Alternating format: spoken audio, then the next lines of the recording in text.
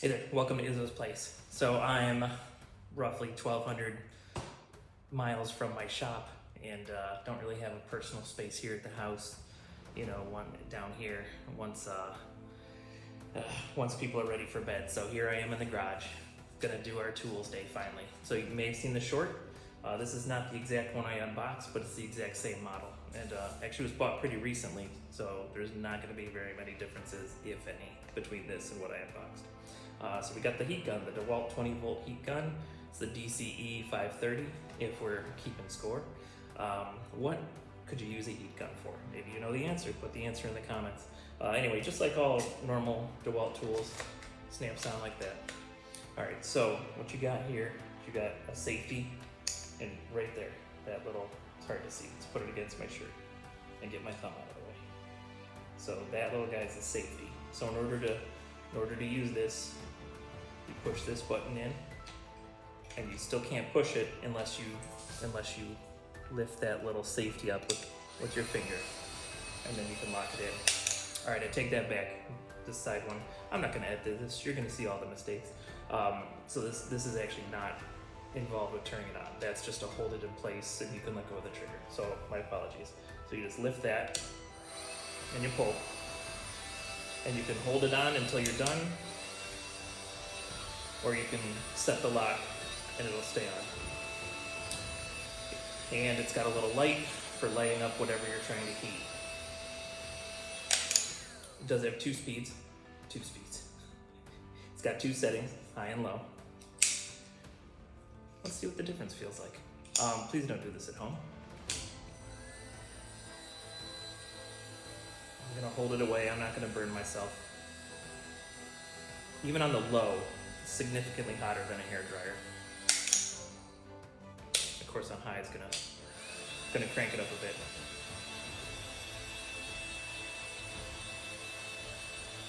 Okay. So what would you use a heat gun for? Well, a lot of times what I would use a heat gun for is if I'm disassembling something and the adhesive is thick and hard on it, you would heat this up until the adhesive is loose enough that you can pry your pieces apart. Another use for it is, now laminate has gotten just a little bit thinner in the last few years, but years ago when you had a nice thick piece of general purpose laminate, when I would bend a radius on a countertop, and if you don't know what I'm talking about, I have at least 2 or 3 videos on making countertops, and some of them involve making a radius. But sometimes if the laminate's extra thick and you don't want to crack it while you're sticking the bend, you would heat it up as you go. Make a nice smooth bend by heating up the laminate, making it a little more pliable, a little more flexible.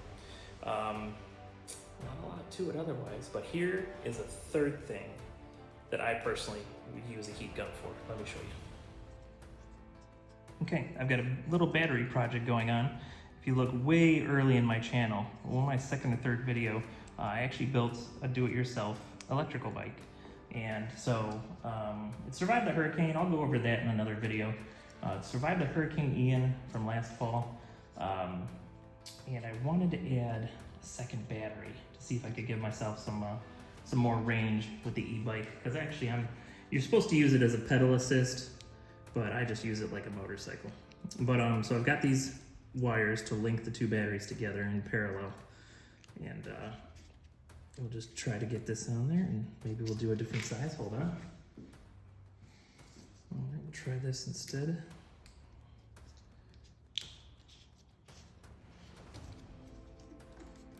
Okay, so I just want to keep these wires organized, nice and close together.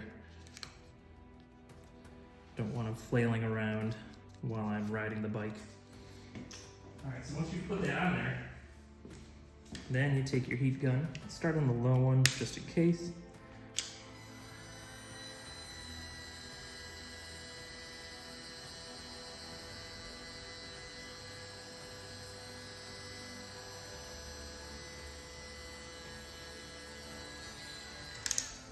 Let's go to high now. I always just like to start out slow so that way you don't mess anything up.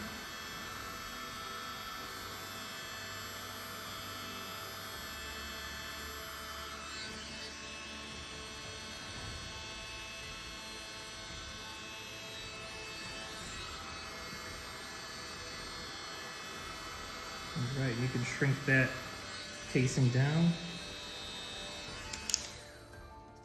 And now my cords will stay together. So that's the other use for a heat shrink, or for a heat gun. Now, let's try the big one, hang on. Okay, so I bought this to hold the batteries together. Hopefully, we'll see.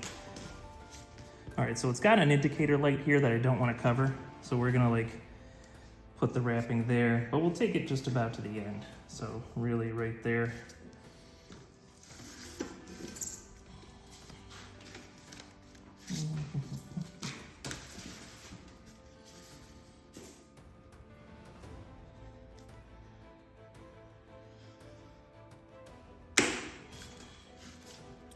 Almost.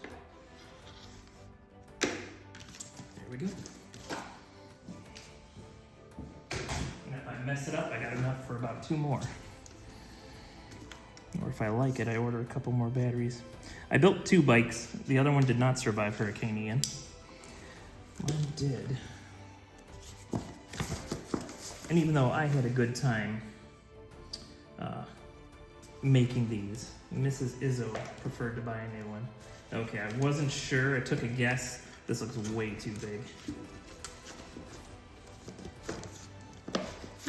Come on.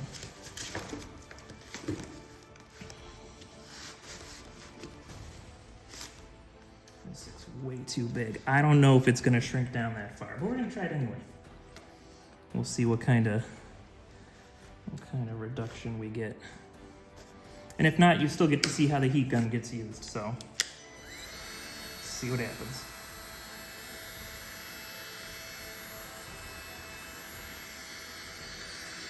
Not real confident. I probably have to actually buy the correct size shrink wrap, and that's fine.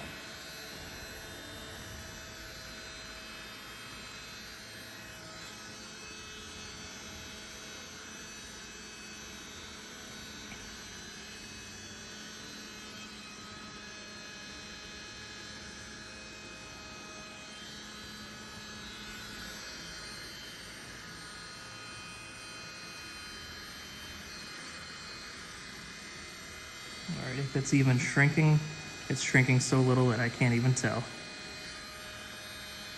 All right, so we're gonna abort this for now. I will just zip tie this to the bike for now. I'll probably leave the wrapping on it though. I'll just cut it and wrap it around, zip tie it, and then come back to it with the right wrapping later. But I wanted to show you the heat gun. That was the main purpose of this video, and you've seen it. All right, so that'll do it for this Toolsday. That was the review of the DeWalt heat gun, and you can use it for loosening. Did you see that? Just touched it. Good one. Be safe when you're using these things. I should have had gloves on. So since I didn't do any damage, we'll call that a near miss, and it's something to keep me aware of for next time. Anyway, if you're pulling wallpaper off the wall, sometimes you need to heat it up. If you're disassembling things that have been glued together, you need to heat it up. Sometimes when you're applying things that need to be bent, you got to heat things up. And also, you saw with the electrical cords, with the heat shrink tubes, we didn't have the right size for the batteries, but the smaller tube for the wires worked like a dream. So all very good uses for your DeWalt heat gun. And don't use it as a hairdryer, because that is going to leave you permanently marked, and we wouldn't want to see that. So whatever you're doing, if you're working, work safely. Don't touch the front end of your heat gun unless you have gloves on. If you're drinking whiskey, please drink responsibly, but do everything with a little bit of whimsy, and you're gonna have a good time. I'll see you next time you're hanging out at Izzo's place.